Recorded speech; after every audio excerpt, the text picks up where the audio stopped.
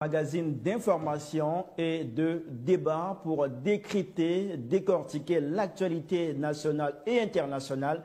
Nos analystes au nombre de 2 sont déjà présents sur ce plateau. Dans quelques instants, vous aurez l'occasion de les voir et de les entendre. Mais bien avant, je vous propose qu'on écoute ensemble Cécile Mobio qui nous présente ici le sommaire de cette émission. Cécile Mobio, bonjour. Avec vous, nous allons découvrir les sujets qui sont au menu de ce numéro de la revue de presse grand format. Bonjour Khalil, réel plaisir pour moi de me tenir ici pour donner le sommaire. On a 3 sujets aujourd'hui qui seront à décrypter dans la revue de presse grand format. Le premier sujet porte sur la révision de la liste électorale, la CEI qui dresse le bilan. La CEI a annoncé 1461 081 personnes qui ont visité les centres de la CEI pendant la RLE, révision de la liste électorale. Parmi elles, 517 924 requérants ont sollicité un changement de lieu de vote ou une modification de leurs données personnelles. De plus, 943 157 personnes ont demandé une première inscription sur la liste électorale. L'on note également un total de 1207 requêtes de radiation d'électeurs supposés décédés qui ont été enregistrées. Et après avoir décortiqué cette opération de la révision de la liste électorale, dont les chiffres ont été évoqués par l'organe électoral, nous allons nous intéresser à un autre sujet aussi qui fait polémique. Il s'agit de e-emploi qui a été mis en place par le RHDP. Oui, Khalil, le parti au pouvoir a mis en place un site d'emploi exclusivement réservé aux militants du Rassemblement des Oufouettistes, du Rassemblement des Oufouettistes pour la démocratie et la paix. Ce portail propose des offres d'emploi en partenariat avec des entreprises privées et des institutions publiques. Cette initiative fait débat. Certains y voient une forme de discrimination dans l'emploi. Et juste après, pour terminer, nous allons nous rendre au Mali où le gouvernement, on va dire l'ancien Premier ministre Choguel a été démis de ses fonctions et désormais le Mali a un nouveau Premier ministre et un nouveau gouvernement.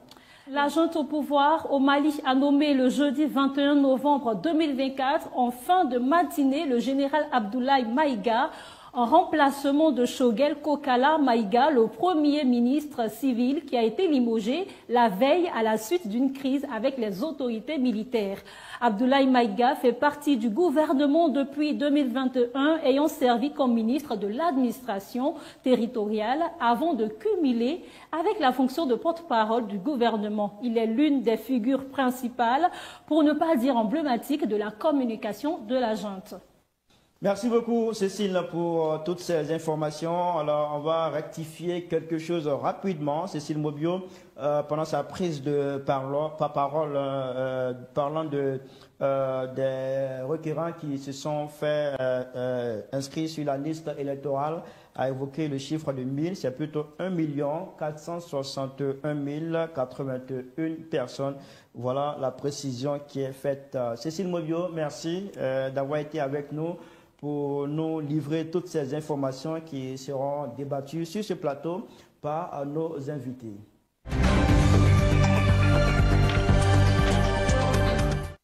Nous sommes de retour sur les antennes de l'Intelligent TV. Nous allons sans plus tarder commencer à décortiquer l'actualité de cette semaine.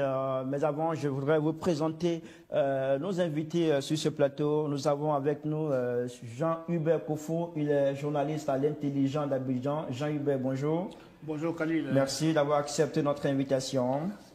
Alors, vous êtes sur ce plateau avec Renaud Aké, qui est acteur de la société civile. Il est président de Debout Citoyen. Monsieur Aké, bonjour. Bonjour, monsieur. Merci à vous également d'être avec nous ce vendredi pour décortiquer l'actualité. Parlant de l'actualité, le premier sujet qui nous intéresse ici, c'est le bilan qui a été dressé par la commission électorale indépendante relativement à l'opération de révision de la liste électorale Selon l'organe électoral, au total, 1 461 081 personnes ont visité les centres de la CEI pendant la révision de la liste électorale, dont 517 924 requérants qui ont sollicité un changement de lieu de vote ou une modification de données personnelles, 943 157 requérants ayant sollicité une première inscription sur la liste électorale. Par ailleurs, 1207 requêtes de radiation d'électeurs supposés décédés ont été enregistrées par la commission électorale indépendante. Messieurs, nous allons analyser tous ces chiffres avec vous sur ce plateau. Kofo Jean-Hubert, vous étiez hier au siège de la commission électorale indépendante pour couvrir ce point de presse qui a été animé par M. Bamba Siaka, qui est 4e vice-président de la CEI et qui est celui qui représente, on va dire, le PDCI au sein de cette commission électorale indépendante. Quelle est déjà votre analyse sur ce premier point qui est provisoire, on va dire ce bilan provisoire qui a été dressé par la CEI? Vous faites bien de dire que c'est un bilan provisoire puisque après cette première partie qui a consisté au recensement des électeurs, il y aura des travaux qui seront faits au niveau de la CEI pour essayer de voir ceux qui effectivement remplissent les conditions pour être présents sur la liste électorale. C'est pourquoi justement il y aura la phase de contentieux qui va commencer bientôt et tout ça. Mais nous, en tout cas personnellement, moi,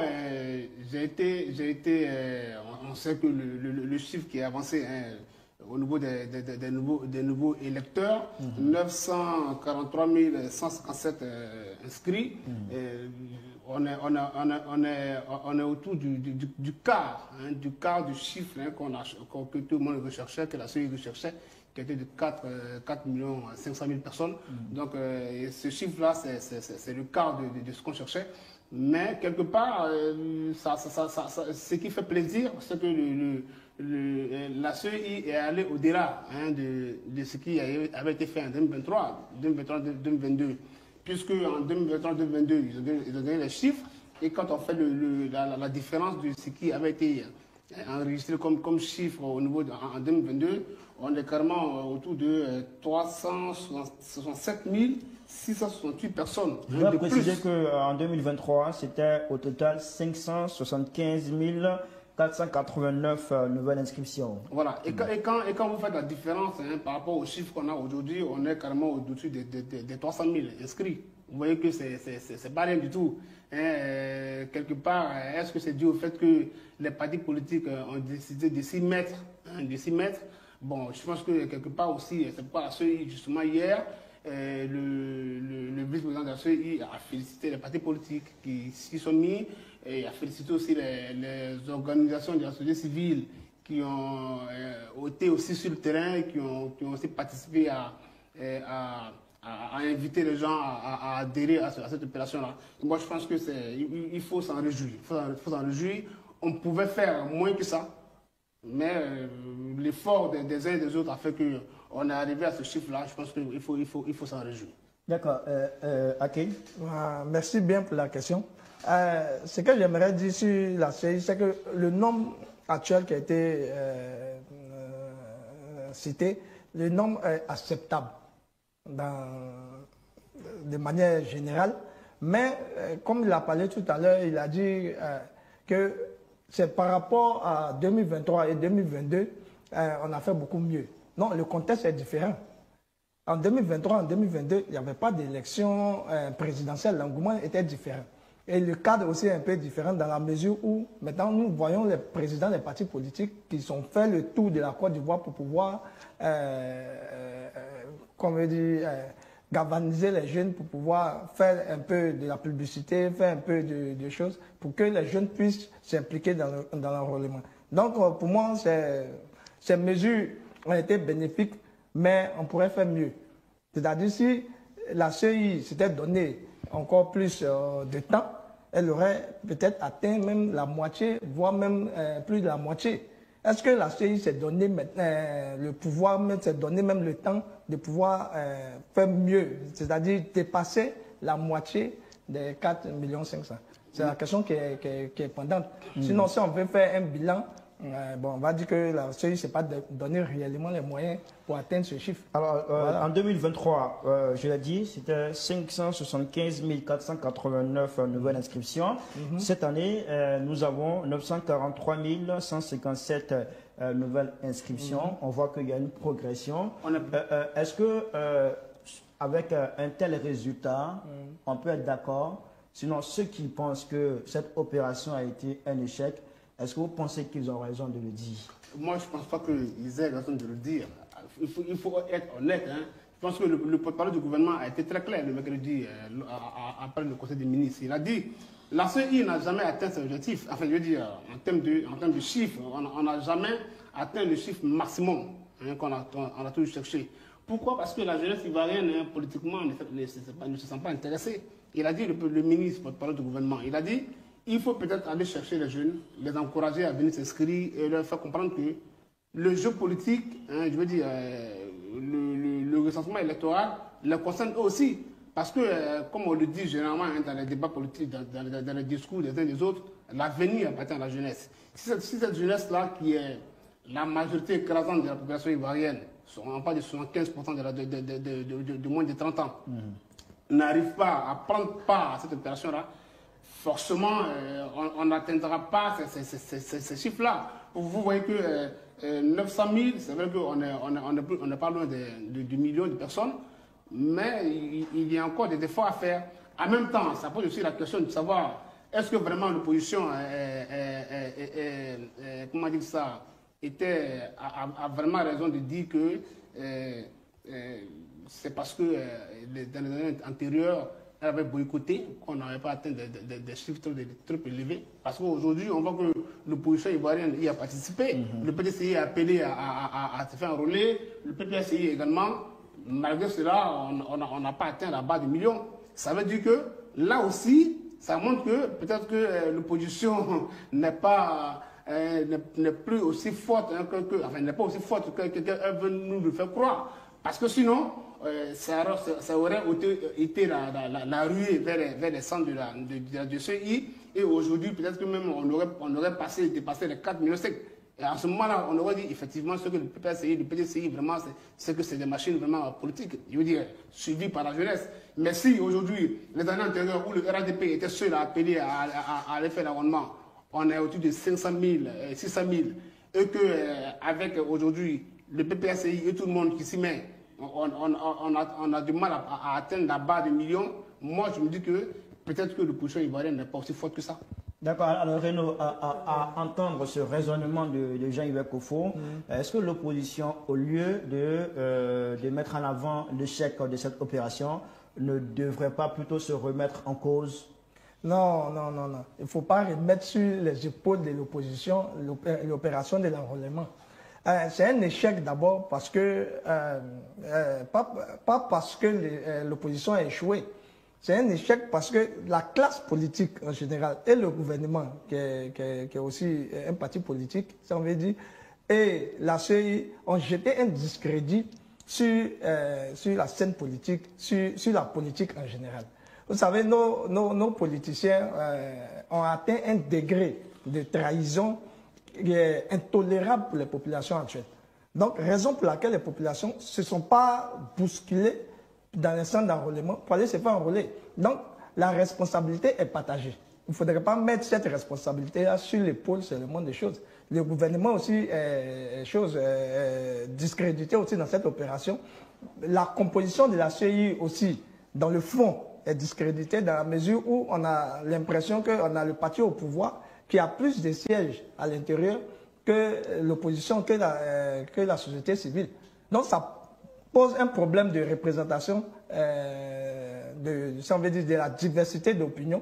Et le mécanisme qui a été mis en place par la CEI pour pouvoir, c'est-à-dire un centre ou un cadre de dialogue avec les partis politiques, n'a pas fonctionné. Parce que quand on fait à cheval sur 2 ans, c'est une décision qui a été prise de manière unilatérale. Et non pas de c'est pas le résultat d'une concertation ou d'un consensus entre les partis politiques et le gouvernement ou avec la CEI. Donc, c'est tout ça là qui crée cet échec-là. Et il ne faudrait pas jeter seulement le discrédit sur les épaules de l'opposition. Oui, Kofo. Moi, il y a quelqu'un, quand moi je l'entends parler un peu, ça me rappelle un peu quelque chose que quelqu'un m'a dit au-dessus d'une rue, en me disant que peut-être que ceux qui se sont fait enrôler aujourd'hui, les 900 000 inscrits, peut-être que la grande majorité est constituée de militants du RHDP. Peut-être. Et ça peut ne pas être faux. Pourquoi? Parce que moi, pendant cette opération de recensement, moi j'ai vu des cadres du RHDP mobilisés vraiment comme un seul homme, qui ont vraiment investi les régions. On voyait vraiment dans les QG du RHDP des délégations de jeunes, de femmes qui allaient dans la population, aller convaincre les gens, les pousser à aller se faire inscrire. On voyait des jeunes gens qui faisaient la queue devant les sièges du RHDP pour déposer les papiers, pour pouvoir, pour que les délégations du RHDP les aident à avoir les papiers pour aller se faire enrôler. Mais moi, je n'ai pas vu ça devant les sièges du PPACI, qui, par exemple, est un parti politique qu'on a beaucoup entendu en train de mais quand même, il y avait les cadres du PPACI, tout comme du PDCI qui étaient sur le terrain. On a vu qui a fait quelques localités du pays pour inciter, encourager les gens à se faire inscrire sur la liste électorale. Personnellement, le week-end dernier, moi j'étais à Yopougon à GESCO. Moi j'ai vu, il y avait des bâches qui étaient dressées et il y avait vraiment beaucoup de jeunes sur cette bâche, avec des documents administratifs. Quand je me suis renseigné, on m'a fait savoir que c'est le député de Yopougon, Diaoufouet, qui avait érigé ces bâches-là pour permettre aux jeunes d'avoir un certificat de nationalité à l'effet de se faire inscrire sur la liste électorale. Bon, moi, quelque part, quand on finit cette opération et que j'entends des cadres du PDCI dire que c'était un fiasco, moi je me demande en quoi est-ce que c'était un fiasco. Parce que le président... C'est un fiasco parce qu'on devait normalement avoir 4,5 millions. On n'a même pas le million. Non, mais je veux dire que l'opération a été ouverte en garantie pour tout le monde. Tout le monde a pris part à cette opération-là. Si aujourd'hui on a 9 millions d'inscrits, on a 900 000 inscrits, on suppose que chacun aura fait au moins l'effort d'inscrire vraiment le maximum au niveau des différents camps, je veux dire, des partis politiques. Personne ne devrait avoir à dire que c'était un fiasco. Maintenant, quand vous dites que c'est un fiasco, ça veut dire que quelque part, vous n'avez pas réussi à faire inscrire des militants. Pourquoi? Le PPACI a dit que les gens avaient du mal à se procurer des papiers. Donc, est-ce que les militants du PPACI n'ont pas pu se procurer des papiers et donc ils n'ont pas pu se faire inscrire? Alors, ça veut dire que si les militants du PPACI ne se sont pas fait inscrits, ça veut dire que ce sont les militants de ceux qui aujourd'hui se réjouissent de cette opération-là qui se sont fait inscrits. Donc, le RHDP, qui à aucun moment n'a dit que c'était un fiasco. Moi, on est journaliste, on est sur le terrain, à aucun moment un cas du RHDP n'a dit que c'est un fiasco. Voilà. Donc, moi, je me dis que peut-être quelque part, le parti qui s'en réjouit est certainement celui qui a réussi à inscrire le maximum de partisans. Donc, c'est le RHDP, puisque le PDCI dit que c'est un fiasco, le PPACI dit que c'est une honte. Moi, je dis que c'est un fiasco dans la mesure où il y a eu prorogation. C'est-à-dire que c'était 3 semaines. Et après, la CEI a décidé de proroger encore d'une semaine. Bon, si ce n'était pas un fiasco, pourquoi on proroge encore d'une semaine? Vu que l'année prochaine, normalement, selon le code électoral, il devait y avoir encore un autre enrôlement. Mais comme l'a tenté de dire Jean-Yves Kofo, on a été habitué à la prolongation. Non, mais c'est parce qu'il y a échec qu'on proroge. C'est parce qu'il y a échec.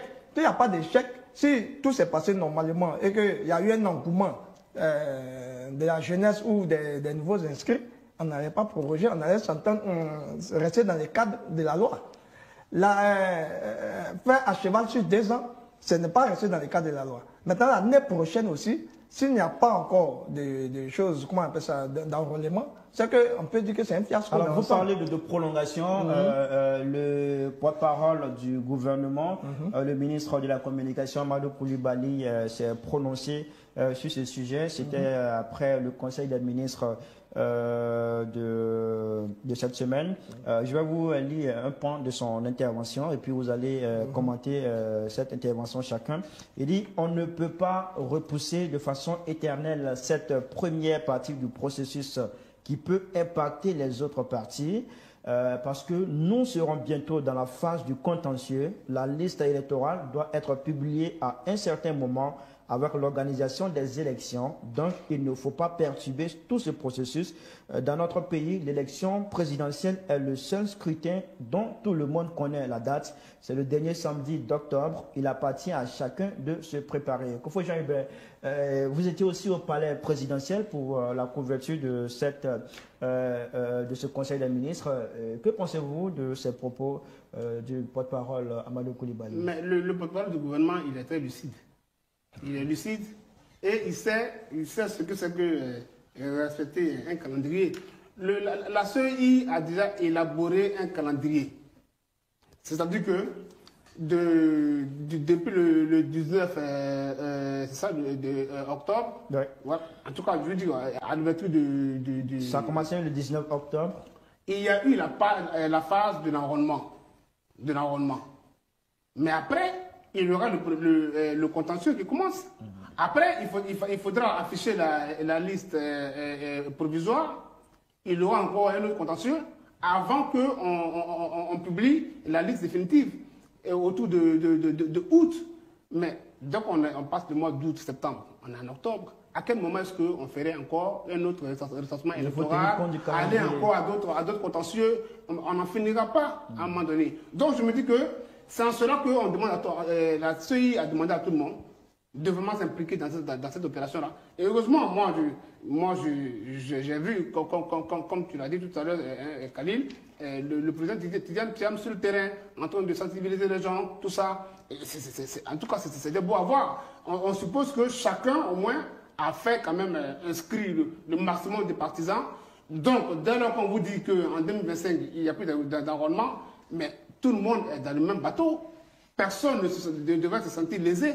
Tout le monde est dans le même bateau. Tout le monde a essayé d'enrôler le maximum des personnes en 2024.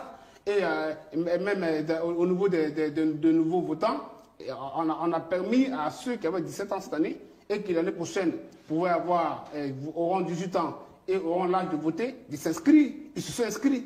À partir de ce moment-là, je pense qu'on a pu faire l'opération à cheval sur 2 ans. C'est fini, c'est bon. Mais quand le porte-parole du gouvernement dit ceci, il doit aussi savoir que la révision de la liste électorale, elle est annuelle. C'est le code électoral qui le dit. S'il dit qu'il faut tenir compte du calendrier électoral, on ne va pas prolonger de façon éternelle cette opération parce qu'il y a le contentieux, il y a l'affichage de la liste électorale. Pour qu'on puisse tenir l'élection à date, il doit savoir aussi que normalement, conformément à la loi, il doit y avoir une révision de la liste électorale l'année prochaine. Mais attends, comprenez quand même que cette opération-là s'est déroulée quand même en fin d'année 2024. En fin d'année 2024, au point où... C'est à qui la faute? Non, mais c'est à qui la faute? En fin d'année 2024, ça veut dire que le processus qui va passer par les contentieux et tout ça va nous mener à quoi? Fin 2025. On est déjà proche de l'élection présidentielle. Mais est-ce qu'il ne faut pas respecter la loi, justement? Non, mais... Moi, c'est que j'aimerais dire, M. Kofo. Vous avez dit le porte-parole du gouvernement est très lucide. Il est très lucide pour respecter un calendrier électoral, mais n'est pas lucide pour respecter un code électoral. Donc, c'est ce que vous voulez nous dire. Voilà, le code électoral dit qu'il faudrait qu'il le fasse chaque année. Et il y a un budget qui est voté pour ça. Il y a un budget qui est donné à la commission électorale indépendante, puisqu'elle est indépendante, donc ça veut dire qu'elle dépend d'elle-même quand elle reçoit son financement, et en fonction de son financement, elle fait respecter le code électoral. Donc, c'est-à-dire, si elle fait un enrôlement dans l'année 2024, elle doit le faire aussi dans l'année 2025. Je pense que la lucidité aussi vient de respecter, nous confère même le droit même de respecter même la Constitution. Voilà. Dès l'instant qu'on ne respecte pas la Constitution, on assume. On ne trouve pas des arguments politiques ou fait de la communication pour dire non, oui, mais de mesures. Moi, je mais pense non, que... mais Vous pensez que quand ça, le gouvernement fait comme si c'était du sort, quand ça m'arrange, on le fait. Quand exactement, ça non. Je l'ai dit une fois sur votre plateau. On a comme l'impression que le gouvernement fait de telle sorte que tout va dans le sens qu'il décide, qu'il veut, et non dans le sens de la loi. Si il y a un problème sur l'enrôlement par rapport au calendrier ou par rapport même au dispositif, c'est que par rapport au contentieux, il y aura aussi un problème là-bas. Est-ce que le contentieux vont se donner les moyens et ils vont se donner, si on veut dire, les moyens nécessaires et efficaces d'avoir une liste électorale propre, acceptable par tous? Déjà, même avec l'enrôlement, ce n'est pas trop acceptable par tous. Non, mais moi, je voilà, pense c'est la question qu'on se pose. Moi, je pense que la CEI a quand même pris les dispositions pour que tout se passe bien. Attends, l'opposition... On prend les dispositions pour respecter la Constitution. On ne prend pas les dispositions pour que ça se passe forcément bien. L'opposition politique s'est plaint du fait que, par exemple, il y avait des morts qui étaient inscrits sur la liste électorale.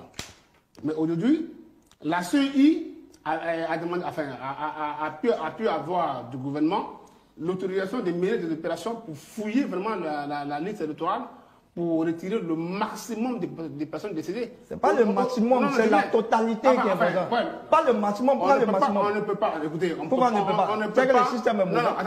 On ne peut pas retirer la totalité des défunts. Pourquoi? Parce que même après le processus, après la publication de la liste électorale définitive, il y a des morts. Non, mais je parle de la totalité pendant le processus. Tant que ces morts ne sont pas signalés, ceux qui sont signalés, on peut les enlever. Oui, non, c'est ce qui va être fait. Mais je veux dire que, quand je dis qu'on ne peut pas supprimer, enfin retirer tous les défunts de la liste électorale, je veux dire que même si on publiait tous les défunts actuels, l'élection présidentielle se tiendra le 25 octobre 2025, c'est ça? C'est la date qui est là. Même si on publiait la liste définitive, électorale définitive, le 24 octobre, le 25, il y a des décès. Non, il y a des décès, mais ce n'est pas en rapport avec l'enrôlement. Vous faites comment pour Non, mais ça c'est hors cadre. Non, c'est hors cadre. Non, c'est hors cadre. On parle de pendant l'enrôlement, pendant le processus. On ne peut pas retirer de la liste électorale tous les défunts, c'est pas possible. Maintenant, aujourd'hui, on demande à ce que la CEI retire les défunts. Ok, il n'y a pas de souci. La CEI a engagé une opération aujourd'hui avec le ministère de 1207. Voilà. Non, ça c'est ceux qui ont été signalés pendant le recensement. Mais dans le cadre du contentieux qui va s'ouvrir maintenant, la CEI est en train de travailler avec le ministère de l'Intérieur pour que, au niveau des sous-préfectures et des préfectures, il y ait, enfin, déjà même dans les villages, tout ça, dans les hameaux, l'opération est en cours pour que tous ceux qui ont des parents décédés viennent les déclarer. Pour que le ministère de l'Intérieur, envoie la liste, cette liste-là, vérifie, et sur la base fasse établir des certificats de décès qui seront conduits au niveau de la CEI, pour que la CEI les retire. C'est ce que la CEI peut faire. Mais comme je l'ai dit, même si la liste électorale est publiée le 24 octobre, le 25 octobre, il y a des décès. Comment vous faites pour les retirer? Moi, ce que j'aimerais ajouter, c'est que quand on parle de décès, on parle il y a un cadre qui est bien défini. Et pendant cette consultation-là, pendant ce processus-là, tous les décès qui sont déclarés à ce moment et qui sont sur la liste électorale doivent être excipés de la liste. Mais après ce contentieux, des gens peuvent mourir. Ça, je ne dis pas non. C'est la vie qui le fait ainsi. Mais si pendant le processus, on n'en est pas tous les morts, c'est qu'il y a problème d'abord. Voilà. Il faudrait que le système morts qui ont été déclarés. Mais il faudrait que le système actuel soit adapté pour que la liste soit propre. On n'est pas dans la science-fiction. Si nous voyons que notre système n'arrive pas à enlever tous les morts, il faudrait qu'on change le système pour dire la neige. Mais j'aimerais terminer par ça pour dire que... Les 1200 qui ont été signalés, les 1200 qui ont été signalés pendant l'enrôlement, la CEI était claire. Ce ne sont que des supposés morts. Oui. Des supposés morts. Ça veut dire que même les 1200... Rien ne dit que ces 1200 là seront tous retirés. Parce que c'est vrai que leur mort a été déclaré, mais encore qu'il faut que ce soit prouvé. D'accord, c'est bien compris. Alors, monsieur, on va boucler avec ce premier chapitre de cette émission qui était consacré la révision de la liste électorale, dont un premier bilan, sinon un bilan provisoire, a été dressé par la commission électorale indépendante. On va se retrouver dans quelques secondes pour s'intéresser au deuxième sujet. On parlera du RHDP qui a mis en place une plateforme qui fait débat. Si vous nous rejoignez, vous êtes bel et bien sur les antennes de l'Intelligent TV. Vous suivez la revue de presse grand format. C'est votre émission de décryptage de l'actualité nationale et internationale. Nous sommes sur ce plateau en ce vendredi, on va dire 22 novembre 2024, avec Jean-Hubert Kofo, qui est journaliste à l'Intelligent d'Abidjan, et Ake Renaud, qui est fondateur de Debout Citoyen, qui est une organisation de la société civile. On parle du deuxième sujet, e-emploi du RHDP, une plateforme discriminatoire. Depuis quelques jours, vous le savez, une vive polémique anime l'opinion publique ivoirienne à la suite de la découverte d'un site internet e-emploi-rhdp.ci exclusivement réservé aux militants du Rassemblement des oufouettistes pour la démocratie et la paix, RHDP. Ce portail, comme l'a dit Cécile Mobio, propose des offres d'emploi aux militants du RHDP, mais une initiative du parti au pouvoir qui est décriée par certains observateurs de la vie politique en Côte d'Ivoire. Renaud Ake, quelle est déjà votre analyse, votre regard sur cette plateforme e-emploi RHDP? Merci bien. Cette plateforme-là, vraiment, c'est une honte d'abord. Vraiment, j'ai été un peu sidéré du fait que le parti au pouvoir utilise l'appareil politique qui devait servir, qui devait être dans l'intérêt de toute la population, de toute la jeunesse, pour améliorer les conditions de vie. On se rend compte que l'appareil politique et l'appareil public est utilisé dans l'intérêt privé, pour défendre des intérêts privés, pour défendre les intérêts d'un seul parti politique. Et lorsqu'on sait que le chef de l'État est aussi le président du RHDP, ça pose problème. Ça pose problème, un problème constitutionnel, parce que l'article 14 de notre Constitution l'interdit. Ça pose un problème sur même le truc, comment on appelle ça, le sens même de la République. Hein? La notion de la République, c'est-à-dire le gouvernement du peuple, par le peuple et pour le peuple. Non pas pour une organisation quelconque, non pas pour un clan, fut-il même le parti au pouvoir. Donc, le lien social est important. Pour qu'une société puisse fonctionner, il faudrait que le lien social soit fort. Et le lien social, c'est quoi? Il y a la justice sociale et il y a l'équité. Et lorsque on utilise l'appareil d'État pour aider les gens de son clan, il n'y a pas de justice sociale. Est-ce que c'est l'appareil de l'État qui est utilisé? Mais quand on parle d'emploi public, quand on parle d'emploi même privé, nous avons un ministre de la Jeunesse qui a sa structure, qui emploie même des jeunes, c'est le président de la République qui l'a mis en place. Et pourquoi le RHDP? Pour la cohésion. Le ministre, quoi, lequel Monsieur Mamadou Touré. Il a une structure qui emploie des jeunes? Non, attendez, allons doucement. L'État de Côte d'Ivoire a mis, voilà, c'est la jeunesse, l'État a mis en place un système. C'est la jeunesse emploi. C'est une structure de l'État. Mais c'est ce que je suis en train de dire. Il y a une structure, l'État a mis en place une structure qui permet aux jeunes d'aller soit s'inscrire, soit postuler pour avoir des stages ou des formations ou de l'emploi. Pourquoi le RHDP ne va pas directement consulter, mais faire un partenariat avec cette structure, mais cette institution de l'État pour aider toute la jeunesse au lieu d'utiliser les moyens de l'État à des fins personnelles? Ça, ce sont des fins personnelles. D'accord, moi, je pense que l'exemple du RHDP doit être suivi. C'est-à-dire? Non, c'est un exemple qui doit être suivi. Mais ça va contre la Constitution. Non, j'y viens. Voilà, c'est en contradiction. Alors, je dois être suivi par... Avant de continuer, je voudrais donner ces propos de Issa Fadiga, qui est le secrétaire national du RHDP en charge de la promotion de l'emploi des militants. Il dit nos objectifs à travers cette plateforme sont de former nos militants en renforçant leurs capacités dans divers secteurs d'activité. Il s'agit aussi d'informer nos militants sur les tendances du marché de l'emploi et de les rapprocher des offres d'emploi. Et donc, à en croire à ces propos, il s'agit d'une plateforme d'information et de formation, et non une plateforme qui va permettre à tous les militants du RHDP d'avoir immédiatement de l'emploi. On parle de postuler. On parle de postuler. Sur la base de ce que vous venez de lire, là, où est le problème? Où est le problème? On dit postuler, on n'a pas dit s'informer. Non, je viens. Le RHDP a créé cette plateforme. En tout cas, moi, j'étais au lancement au Palais de la Culture. Et, comme tu l'as lu tout à l'heure, Khalil, il était clair. Hein, M. Issa Fadiga, former, informer et aider les jeunes entrepreneurs, hein, les Ivoiriens, enfin les mandibitants du militants du RHDP, à découvrir des canaux de financement pour ceux qui ont des projets. Mais je pense que ça, personne n'interdit. Comment dire ça? La Constitution l'interdit. C'est écrit même sur les plateformes. Non, oui, mais c'est écrit sur les plateformes. 5000 offres d'emploi. Mais ça, vous avez dit.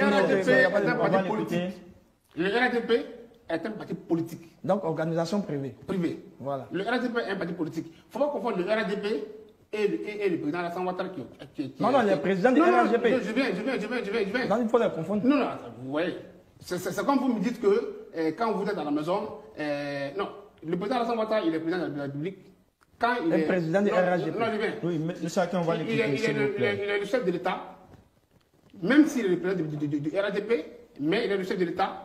Et le RHDP, en tant que structure privée, peut réfléchir à des stratégies pour attirer, enfin, je veux dire, pour permettre à sa jeunesse et à ses militants de s'épanouir. Le RHDP, en violant la Constitution. Violant quelle Constitution? L'article 14, bon, l'article 14, je vais paraphraser, interdit voilà, la discrimination dans l'obtention d'un emploi, par exemple. En raison de ta 14 interdit à un parti politique d'organiser sa jeunesse. Exactement. Oui, exactement. C'est pourquoi il te dit, valide l'article 14. Après, on vient discuter. Il ne faudrait pas dire des choses. On soit quand même sérieux. Le RHDP s'est assis et a décidé d'aider sa jeunesse. Donc c'est discriminatoire. Non, mais attends. Donc quand le PPACI, par exemple, s'assoit et décide de former les jeunes à... Ils ont une école politique là. C'est discriminatoire. C'est une école politique. C'est pas offre d'emploi. Non, attends. Soyez sérieux. C'est pas offre d'emploi public. Ce n'est pas... Non, attends. Et puis ça, c'est même pas offre d'emploi. C'est offre d'emploi public. C'est là. Sur la plateforme, c'est écrit 5000 offres d'emploi. Ça pour former les jeunes. Non, c'est pas écrit formation. Je t'ai dit ce qui est écrit dessus. 5000 offres d'emploi, 105 entreprises pour 5 millions de militants. Attendez, soyons sérieux. Quand vous avez l'appareil de l'État, quand vous avez les finances de l'État, quand vous avez les informations que le RHDP a, c'est-à-dire, c'est eux qui contractent les entreprises, c'est ce que Touré Mamadou fait. Voilà, quand vous avez cette information-là, vous mettez à la disposition de qui? Vous mettez à la disposition de tous les Ivoiriens. Est-ce que quand il y a les concours publics, et quand il y a les concours... C'est à la disposition de tous. Quand il y a les concours à la fonction publique, oui. Est-ce que la ministre d'État Anne Loto, quand elle fait les déclarations, elle annonce, bon, il y a tel concours qu'ils ont lancé, est-ce qu'elle dit que ces concours-là sont réservés au RHDP? Non. D'accord. Est-ce que quand Mamadou Touré, dans le cas de l'emploi jeune, est-ce qu'on demande à ce que ce soit le RHDP qui a déposé des dossiers aux agents en emploi jeune? Non, il faut être sérieux. J'ai deux questions. Une question pour chacun d'entre vous. M. Chaké, vous parlez de 5000 offres d'emploi sur cette plateforme e-emploi RHDP.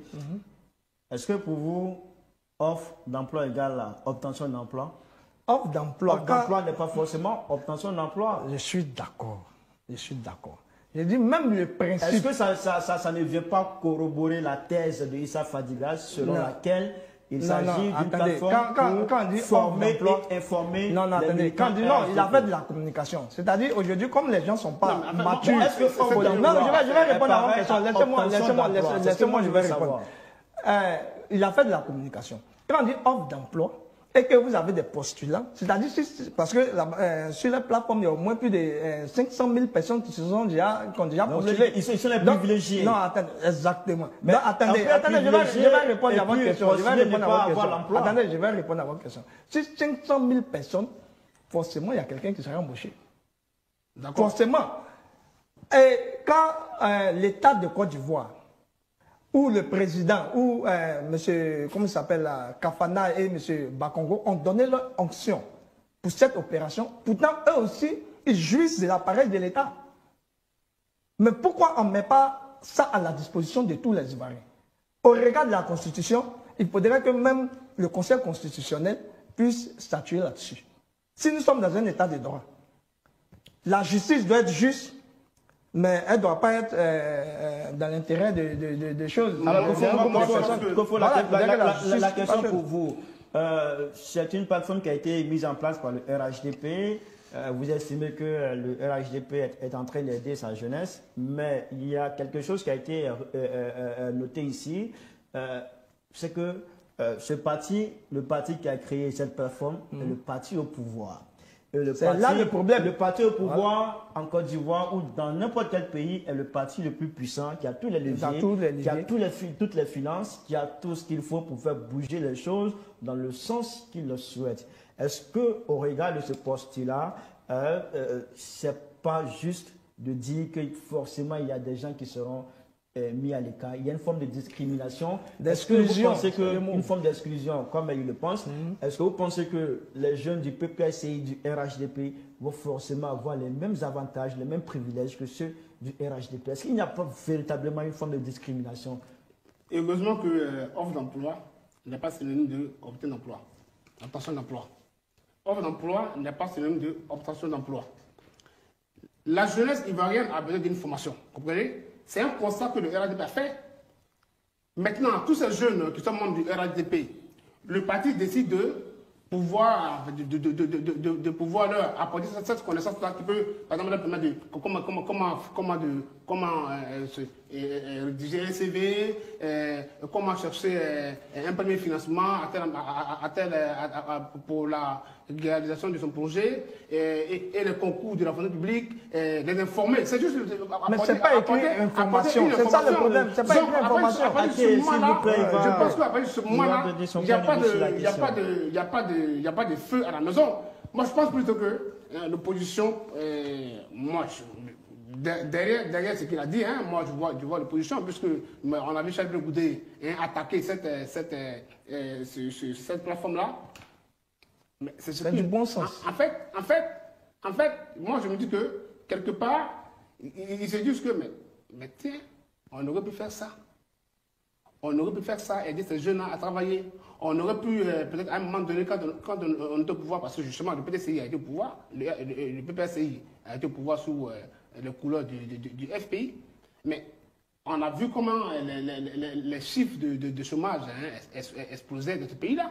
On a vu. Et actuellement, les chiffres sont donc moi, je me dis qu'aujourd'hui, où le président Hassan Ouattara est en train de promouvoir, comment dire ça, l'entrepreneuriat des jeunes, mais il faut leur donner les outils pour entreprendre. Mais je pense que voilà la brèche que le RHDP veut utiliser. Voilà. Donc, il faut pas voir c'est une façon de s'accaparer. C'est que moi je pense, après ce que vous avez dit, on voit un chantage à l'emploi. Un chantage à l'emploi, c'est-à-dire, si vous n'êtes pas RHDP, on ne vous propose pas d'emploi. Non, quand on dit offre d'emploi, vous avez dit offre d'emploi. Donc je vais sur vos mots, je vous prends au mot même. On va aller sur vos mots. Oui, je suis d'accord. Je suis d'accord. Ça veut dire qu'en Côte d'Ivoire, pour avoir une offre d'emploi, il faut être RHDP. C'est ce que ça veut dire. Non, parce qu'il y a des emplois publics. Est-ce qu'au moins vous êtes allons un peu loin. Est-ce que vous êtes un parti au pouvoir, le rôle d'un parti au pouvoir, c'est d'abord donner confiance à la population de ce qui est la représentation politique. D'abord, c'est de prendre en compte les diversités socio-culturelles, socio-politiques et les diversités au niveau des opinions politiques. Si un parti au pouvoir n'arrive pas à rassurer les Ivoiriens, n'arrive pas à rassurer les autres qu'ils sont au pouvoir, c'est pour les militants, mais également au même titre que pour les militants adverses. Ça, c'est le rôle du parti au pouvoir. Parce que le président de la République, le président, c'est pas un amalgame. Je voudrais qu'on puisse s'écouter, monsieur. Je voudrais qu'on puisse écouter, monsieur Kofo. Jean-Yves tout à l'heure a évoqué, a parlé de Charles Blé Goudé qui a attaqué cette initiative du RHDP.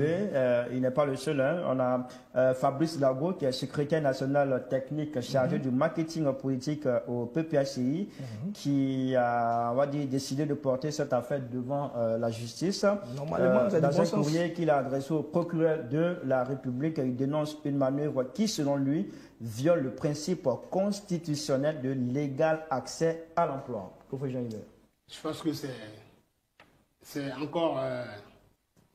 comment dire ça, du bavardage inutile. À un moment donné, il faut qu'on soit sérieux. Moi, je me dis que, je reviens sur ce que j'ai dit, on se rend compte que le PPACI, qui a gouverné de ce pays-là sous le couleur du FPI, se mord les doigts.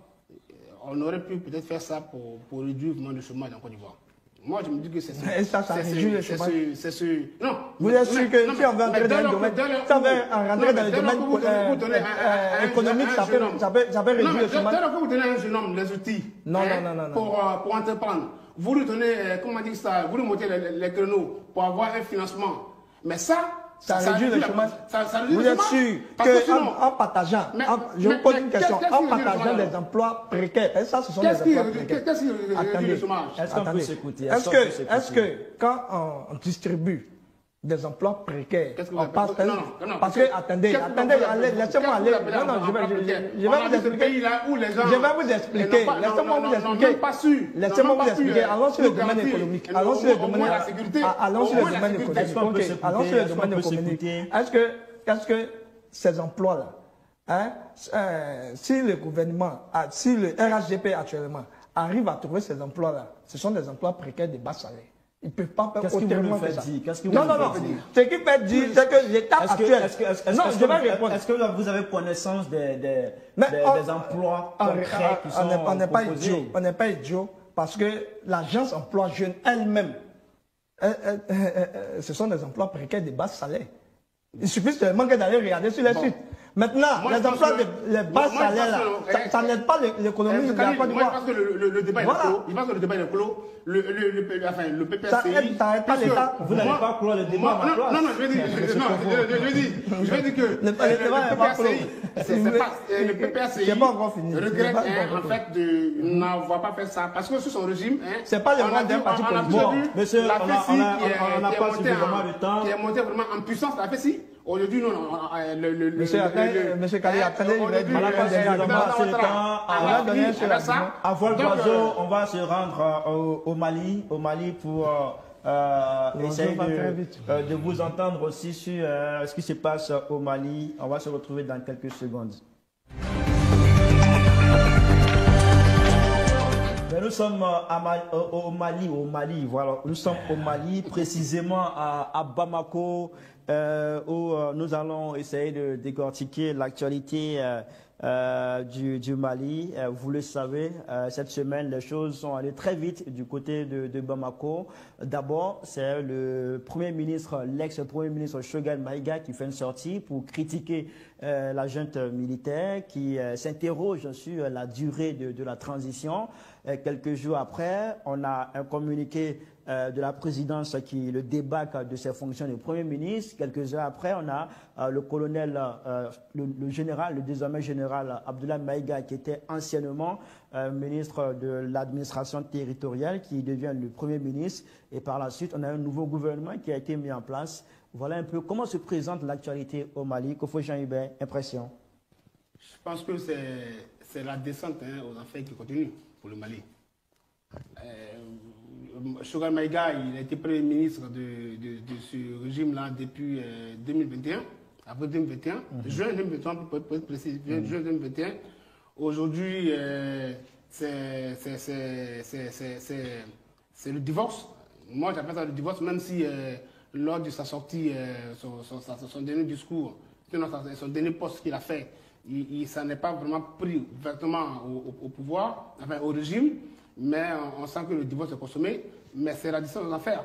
On sent que ce régime-là veut vraiment s'éterniser au pouvoir, ce régime-là veut mettre sur pied tout ce qu'il faut pour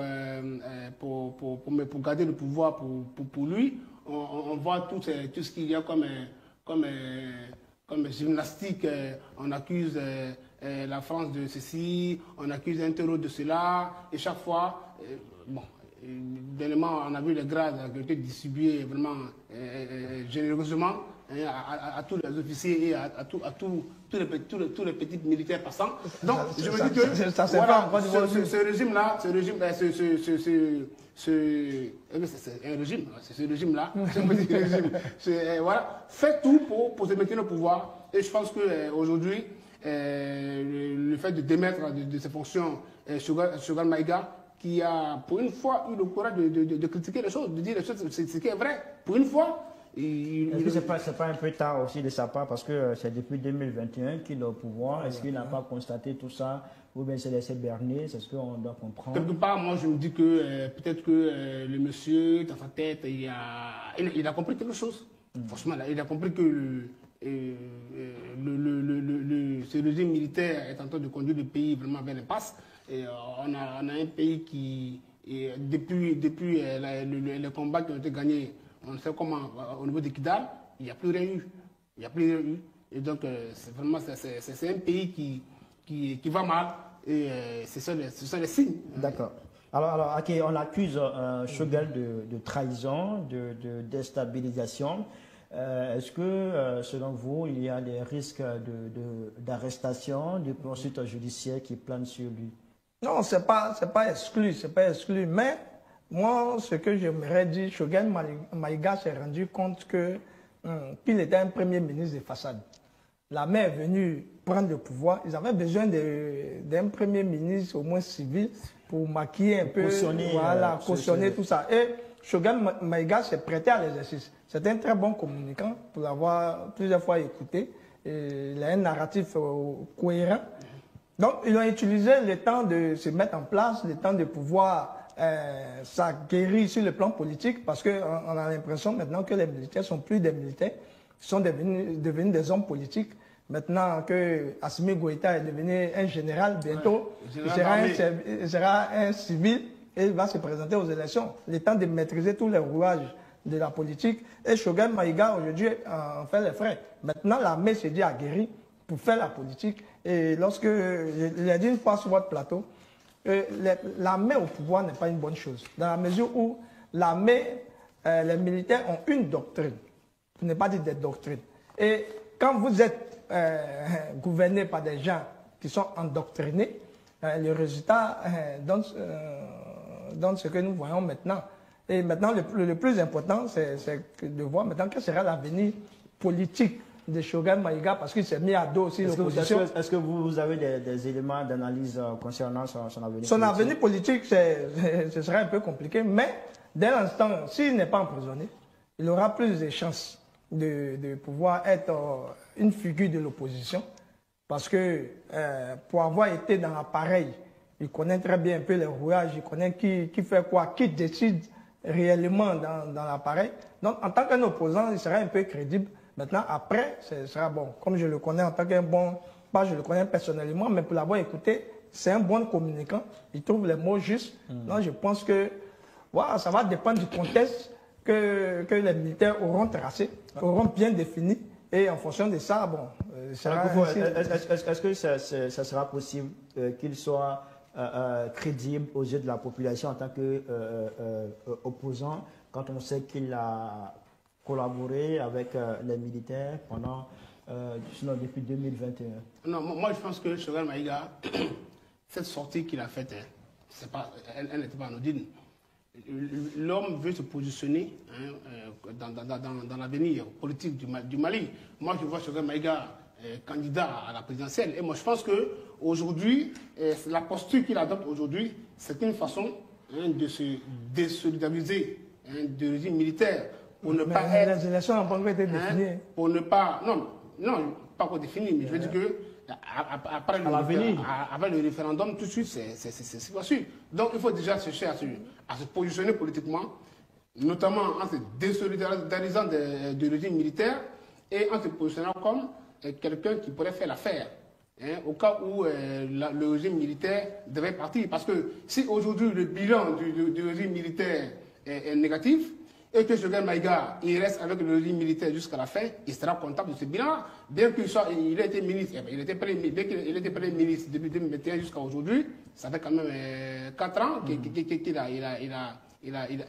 a dansé avec eux.